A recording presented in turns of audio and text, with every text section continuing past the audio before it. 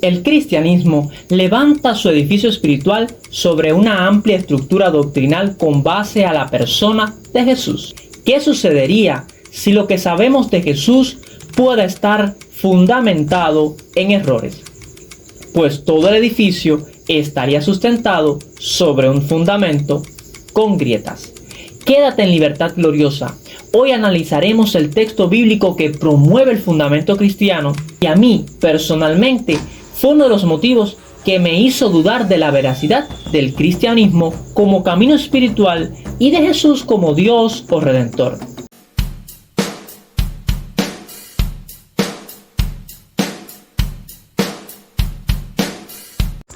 Por tanto, el Señor mismo os dará señal. He aquí que la Virgen concebirá y dará a luz un hijo, y llamará su nombre Emmanuel. Pues sí, Isaías 7:14. El doctor Walberhood, erudito bíblico, sostiene que Isaías 7:14 es una profecía mesiánica que se cumplió en el nacimiento de Jesús. La Virgen se refiere a María y la madre de Jesús, quien concibió por obra del Espíritu Santo. ¿Pero es esta la verdad?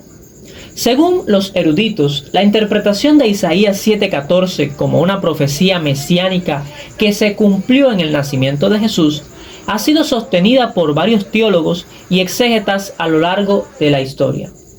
Los padres de la Iglesia, San Justino Mártir, Tertuliano, San Jerónimo, también teólogos medievales como San Agustín, también Santo Tomás de Aquino. También tenemos a los reformadores protestantes como Martín Lutero, Juan Calvino, que sostenían esta creencia del nacimiento virginal basado en Isaías 7:14.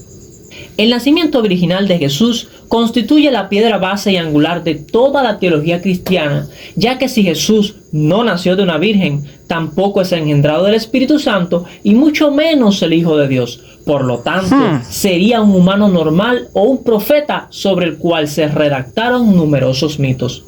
Los eruditos cristianos que mencioné anteriormente asumen que Jesús nació de una virgen debido a que el Evangelio de Mateo, capítulo 1, versículo 23, sí, que vamos a leer en la Reina Valera, dice lo siguiente: He aquí una virgen concebirá y dará a luz un hijo y llamará su nombre Emmanuel, que traducido es Dios con nosotros.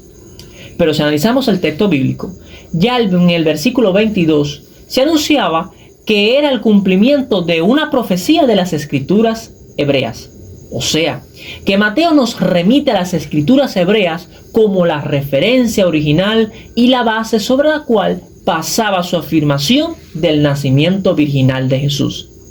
Y es de esta forma que llegamos a Isaías 7:14. Pero, ¿qué dice realmente el texto? En la Reina Valera de 1960, Isaías 7:14 se traduce de la siguiente manera: Por tanto, el Señor mismo os dará señal, he aquí que la Virgen concebirá y dará a luz un hijo, y llamará su nombre Emmanuel. Pero, ¿cuál es el problema con este texto? ¿Cómo pudiera afectar el cristianismo? La palabra que se traduce por virgen es la palabra hebrea alma, que hace referencia a una joven y no precisamente virgen. Es interesante notar que ya en el siglo III a.C., cuando un panel de eruditos hebreos y rabinos judíos comenzó el proceso de traducir las escrituras hebreas al griego, utilizaron la palabra griega específica para virgen, partenos, la palabra griega más genérica para mujer joven. Los traductores de la Septuaginta, 200 años antes del nacimiento de Cristo y sin creencia inherente en un nacimiento virginal, tradujeron alma de Isaías 7:14 como virgen o mujer joven. Es evidente que el escritor del Evangelio de Mateo, o el mismo Mateo, o quien haya sido, usó la versión griega de Isaías para fundamentar su teología sobre el nacimiento virginal de Jesús. O sea, una mala traducción del hebreo. La palabra hebrea en el original en el texto hebreo del Antiguo Testamento es alma, que significa joven mujer. Si el profeta Isaías hubiera querido hacer referencia a que la joven era virgen, hubiera usado la palabra hebrea betulá, la cual se menciona 5 veces en Isaías y la Reina Valera ha traducido como virgen. En conclusión, el error de traducción de Isaías 7:14 desencadenó toda una argumentación teológica en el Evangelio de Mateo y ha sido creído hasta el día de hoy por la Iglesia. ¿Qué motivo ha llevado a traductores a traducir por virgen? Al parecer es reforzar el pasaje de Mateo, lo cual es una deshonestidad muy grande. Algunas traducciones de la Biblia, como La Dios habla hoy, la Biblia La Palabra, Nueva Versión Internacional y otra que muestro aquí, han sido sinceras y han optado por traducir el término alma como joven. Te invito a que te suscribas a este canal, que dejes tu like.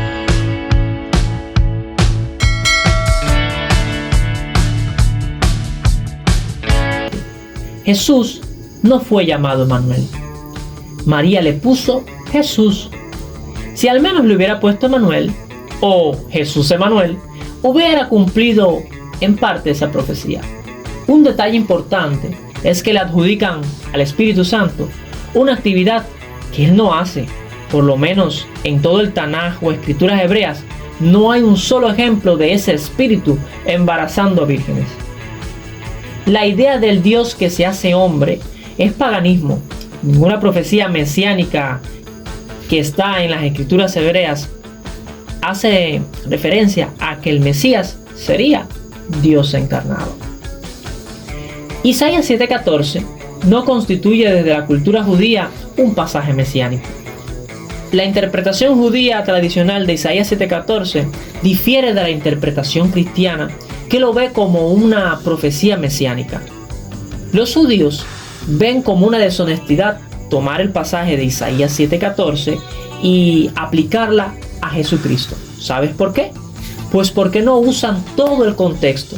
Toman una sola frase o solo una parte del capítulo de Isaías, la que a ellos les conviene, a los cristianos, y la aplican a Jesús.